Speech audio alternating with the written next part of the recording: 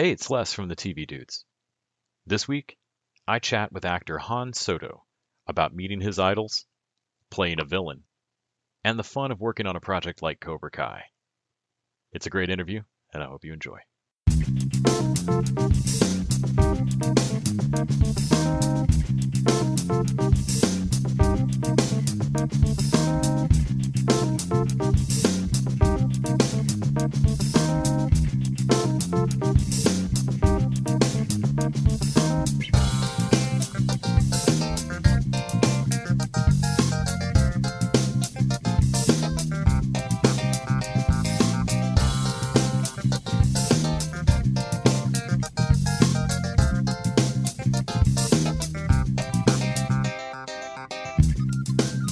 Hey, Les, it's Han. How you doing?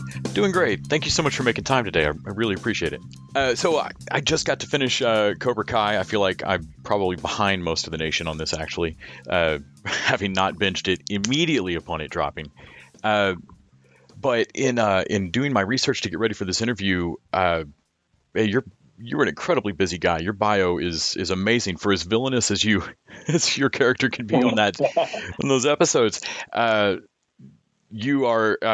You're such a kinder guy than I would have expected. Thank you, man. I appreciate it. It was Acting? one of the first times I've actually got to play a super evil character, you know.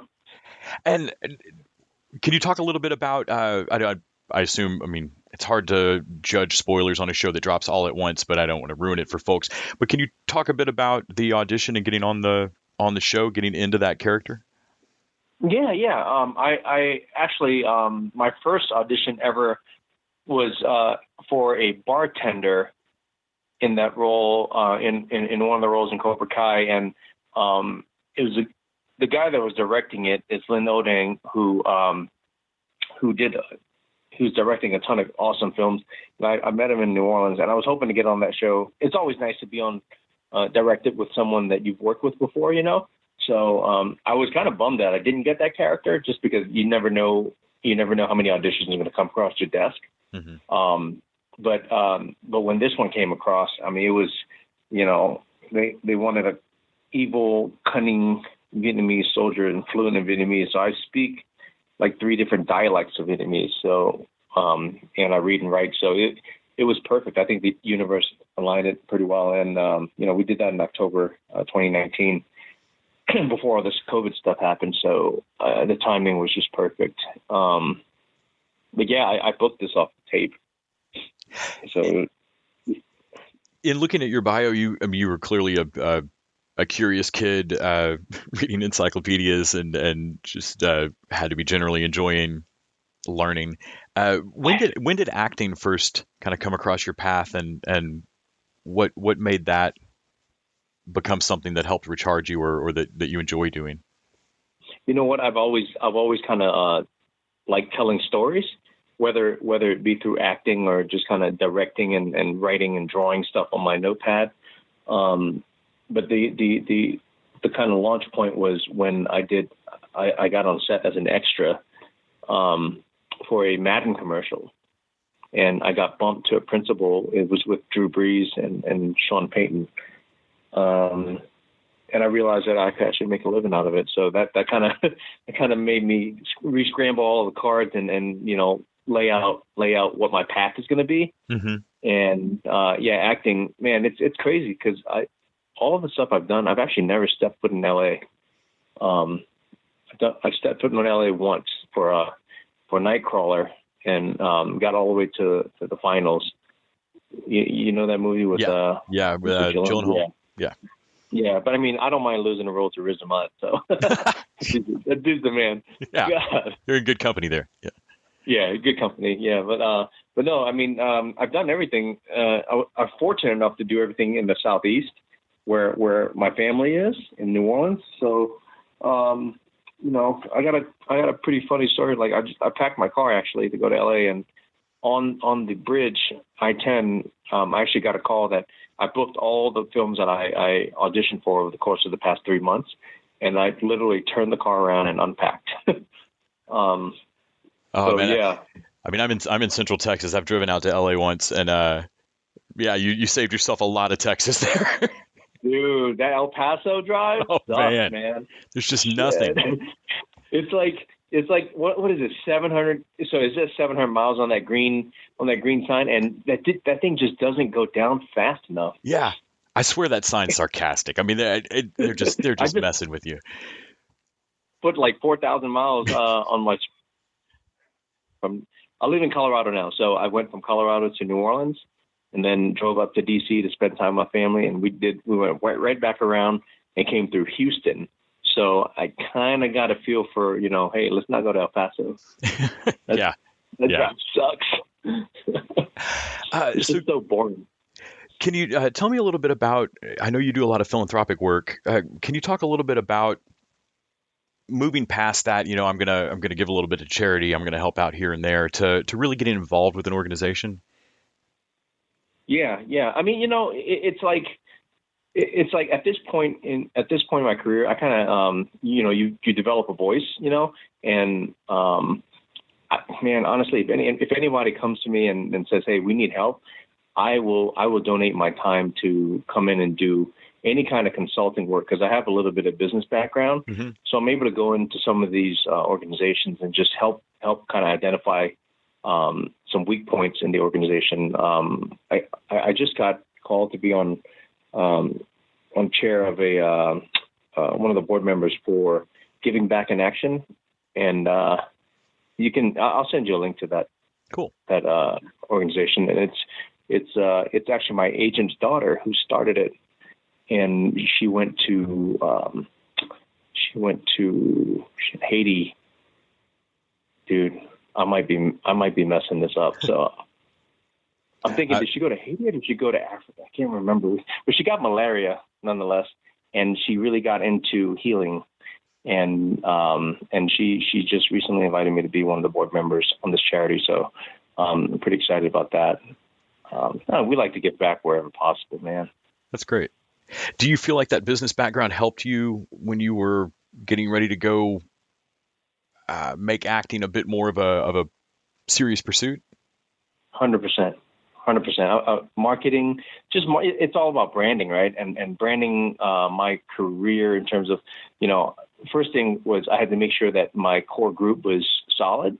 So we have, I have a group of people I can count on one hand that have been there since the beginning. And, it's just like any kind of organization. They're my chief operating, whatever you want to call them in this journey. So, and we all help each other out. And, business background definitely helped. It actually helped me circumvent a lot of bad decisions too. So. Yeah, I would think that would keep you from at least making some of the silly behind the music kind of mistakes. Yeah. You don't want to be a behind the music guest. In terms of getting on set, I know the business of acting can be different than the enjoyment of just being on stage or being in a role. Have you had a favorite, craziest moment on a set where you went, you know what, I didn't realize this was part of it. This is odd. I've had so many of those. Like, we could talk for an hour on that.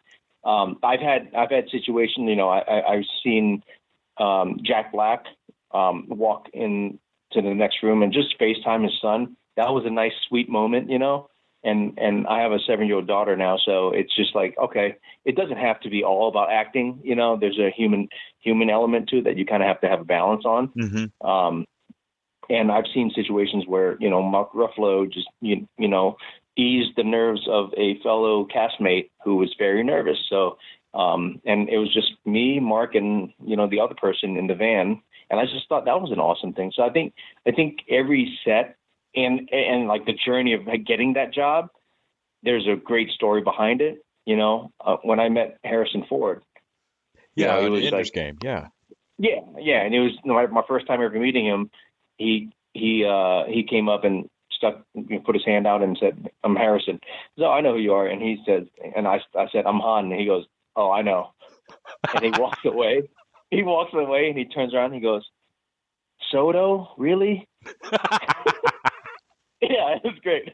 So those things that you could never script that stuff. Right. So I've had nothing but great experiences on set though. Even the most like intense kind of, moments as in my character, I was able. Well, I think when I play evil characters, I'm less engaged with castmates and like people around. I kind of like pull myself apart from the space and just stay in that zone, because I don't know. I mean, I like to think that I'm a nice guy at heart, so it's hard to be evil when you have to jump in and out of it. So Yeah, I would think that would feel like a lurch back and forth. Yeah. Of going back to being nice or overcompensating almost to being nice in between takes. I'm so sorry. I'm so sorry. Yeah, exactly. No, like John Hurwitz, the executive producer of Cobra Kai, he saw me like detaching myself, and there was a moment where he kind of scooted up next to me and said, "How does it feel to be the baddest motherfucker in Karate Kid history?" And I just looked over and I said, "Feels great." Thanks. And Yeah. it was fun, man. I miss being on set. Was that a movie series that you grew up with that was nostalgic for you when you got onto the show? 100%. Yeah. I mean, I honestly, I couldn't believe I booked it, just to be a part of it, you know what I mean? And it's just, it was one of those dream come true moments. And it's like, okay, check. And I've got a list of those. So I've been surprised like everybody has, as the series has gone, with how well it's balanced that nostalgia factor against new story. Yeah. And particularly where your character comes in, I was really amazed this season with it kind of peeling back that onion further, and getting into Kreese's background.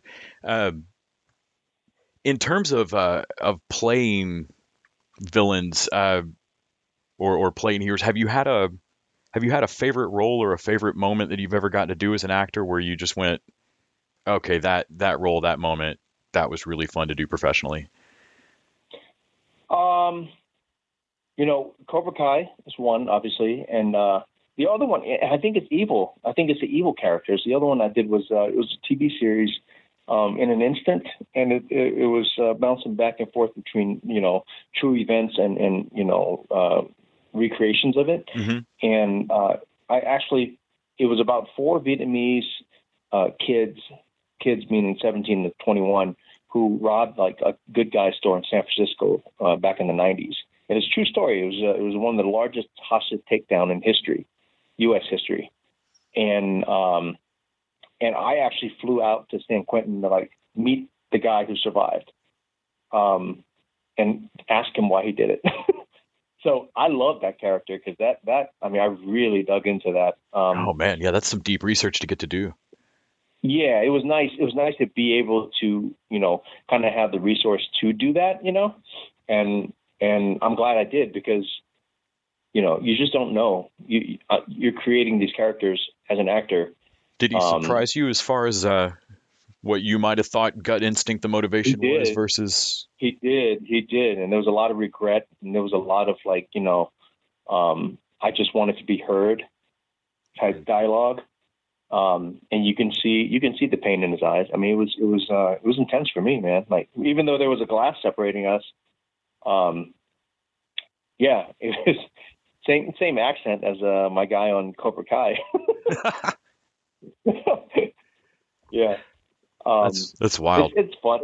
It's fun to be able to have, like, be able to play. And I think the producers of Cobra Kai did a great job allowing me to do what I wanted to do. Mm-hmm. Because, like, I don't want to spoil anything, but like when I counted, that was initially supposed to be Vietnamese. And I called my best friend right before I went out and filmed. I said, man, how do we do this as OGs? How did they talk like in that? Yeah. What is their swag? And it was the idea of, Vietnamese soldiers wanted so badly to learn English mm-hmm. and kind of follow the American dream that they went as far as like just imitating everything that Americans say. Like, so if you would say an English word, they would try to repeat it till they get it right. That's great. I find context like that deepens, particularly military movies for me. Learning more about the context on Bridge of the River Kwai, for example, I think makes the behavior of all the soldiers just a lot deeper when didn't really understand the caste system happening in that military at the time. And so, yeah, stuff like that is it. Even if I don't necessarily catch it as an in viewer in the moment, I feel like it's got to deepen the performances all around. Oh yeah, I think David did a great job on that movie. I mean, that was just, it was a good movie. I mean, I'm young. I'm a young guy too. I say I'm young. I tell everybody I'm young. I turn 27 every year, so I forgot how old I am. That's a good age to stay there. Yeah. Yeah. But no, that's a great reference, man. Well, man, old movie too. Wow. Thank you so much for talking to me about it all today. I really appreciate it. Enjoyed watching your work. You've turned up on a ton of shows I love. Everything from Watchmen to *Halt and Catch Fire*, *Looper*. Just great work. Can't wait to see what you get to do next. Thank you so much. I'll follow you guys too, man. Thanks. Well, have a great rest of your day. You too, boss. Bye.